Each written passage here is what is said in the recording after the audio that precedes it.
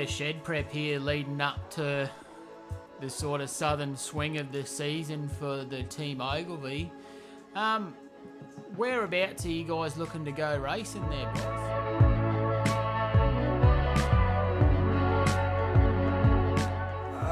Off to Adelaide, I think 2 or 3 weeks' time. The Oceania sidecar champs.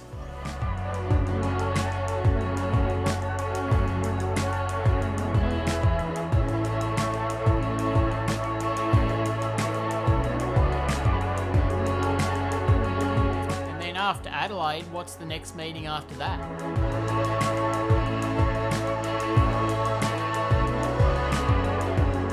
Load up and head straight to Mildura for the qualifying for the Australian title.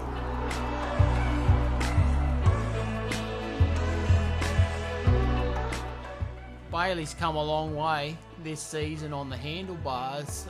What's your prediction, or what are you guys setting as a goal for the Australian title?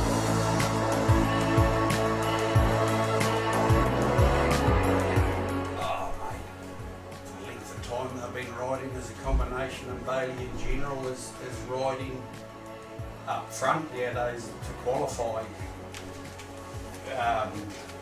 Would be good. Anything more than that is just a bonus. We don't go there with any expectations. You're going against the best in the business, so yeah, to qualify would be good.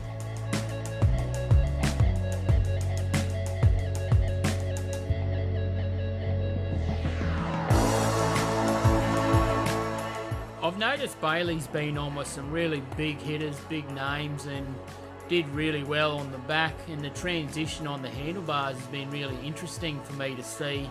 But as a dad, what's it like to see his career progress as it is?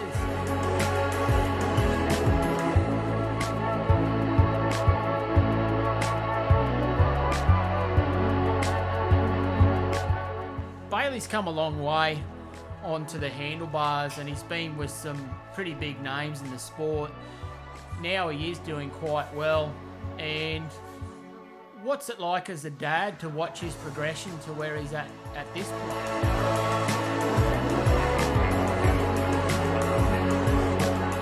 It's really cool. It's exciting to sort of think where he may or may not go, what he can or can't achieve.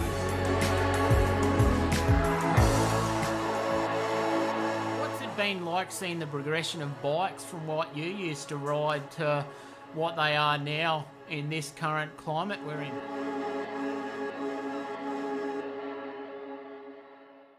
Oh mate, they've come a long way from what I used to race. Just ask Bailey, he'll tell you what he thinks of my old bike.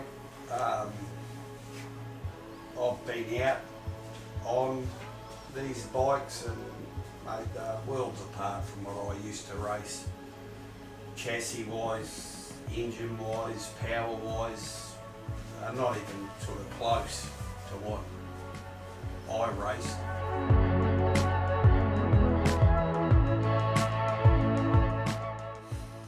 And I've noticed the presentation is just through the roof these days, and you know, Bayley's got a little scheme going now with how he presents himself, and it's really cool to see. So what's it like for you to see all the team shirts and the bikes and everything matching now? Yeah, mate, the sport's got a really good image now. The presentation of bikes, teams, even, I mean, team vehicles like vans and trailers, everything's is really, it's got a very professional image nowadays.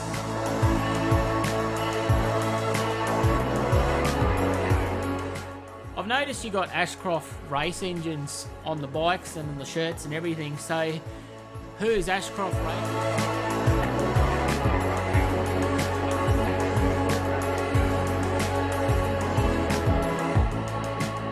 Jim Ashcroft back in New Zealand. We've been mates since forever. He used to do all my engines when I was racing. everything. I can't speak highly enough of the bloke, his knowledge, wisdom, help, experience. I'd be buggered without him.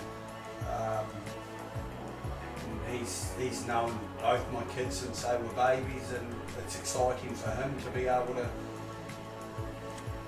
to one, help me when I was racing, and then he's, you know, doing the same for my son. So that's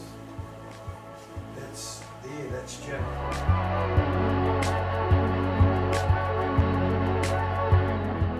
Logistically, it must be a bit of a nightmare to get motors to and from New Zealand. So what's it like, or how do you go about getting the engines to and from for serviceability?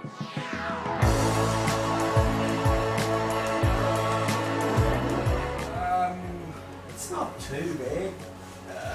Everything's sort of cleaned up, crated up, boxed up, and either sent via a ship, or recently we've just started flying them. It's a lot quicker time-wise, less people handling stuff, less chance for anything to go wrong. So it's not too bad, mate. It's a few phone calls, a few emails, and you, yeah, go from there.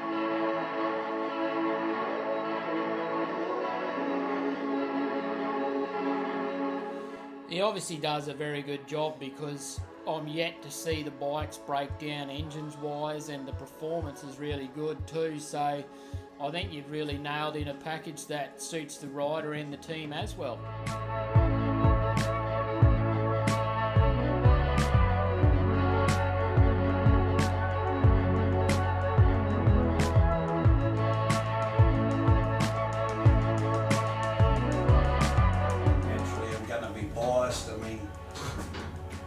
Jim and I, as I said, we've been mates for a long, long time, and as far as I'm concerned, mate, he's the best there is in the business.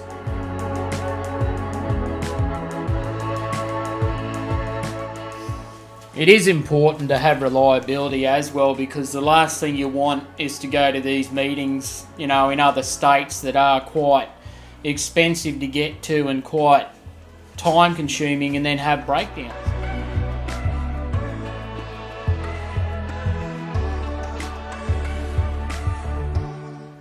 Mate, it's two things I've always prided myself on is the presentation of my bikes, even right back when I was racing, as well as the performance. And the performance is not necessarily my boys sort of winning every race, but my bike's finishing meetings, finishing every race.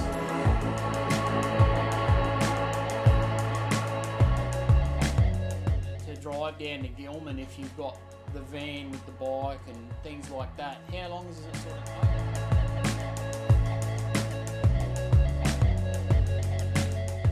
From here, it would be, if you're just average driving, what, 3 days, Jeff? There'll be 3 big days, but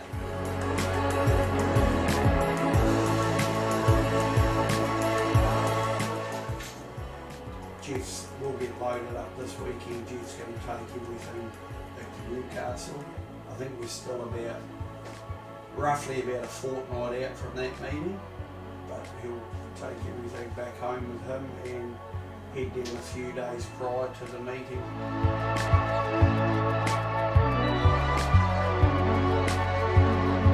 Doing such long travel and things like that, how do you stay awake and alert for such long?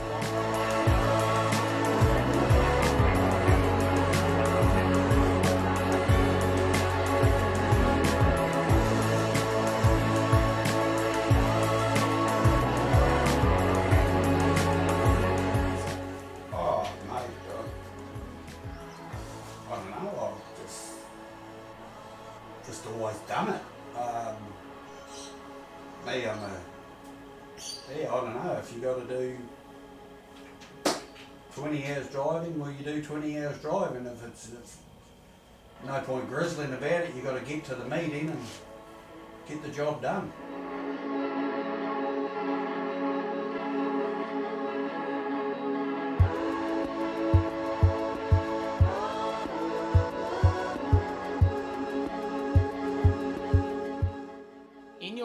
time of going to big meetings and things like that, who's your favourite person to have in the car as like road company?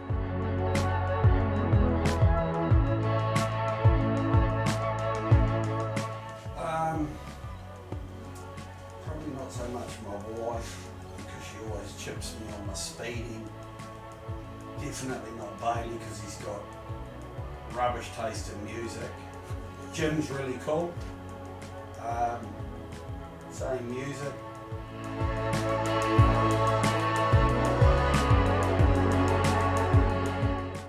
Well, while we're asking the hard questions, what is the sort of music that you need to have on?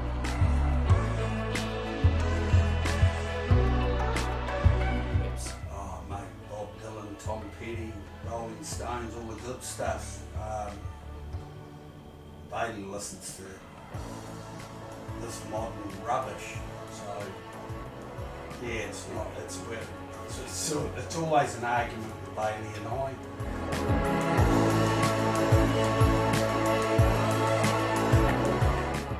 So with the music thing, I definitely understand it now that I'm a dad, because I used to punish my old man with the worst music ever, and he used to just grin and bear it. And as a dad, I think you just sort of get on with it. But as we're winding down this sort of shed prep thing, how much time is involved in getting the bikes ready for such a big trip?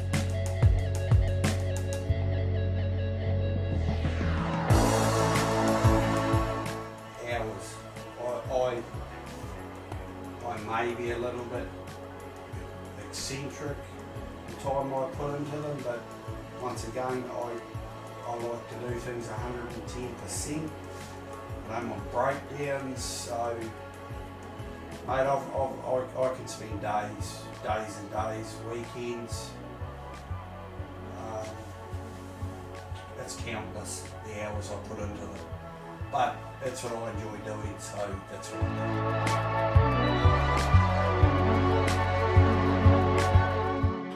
do. Who would you like to give thanks to or mention that, you know, is pretty helpful towards you, that helps you get this done?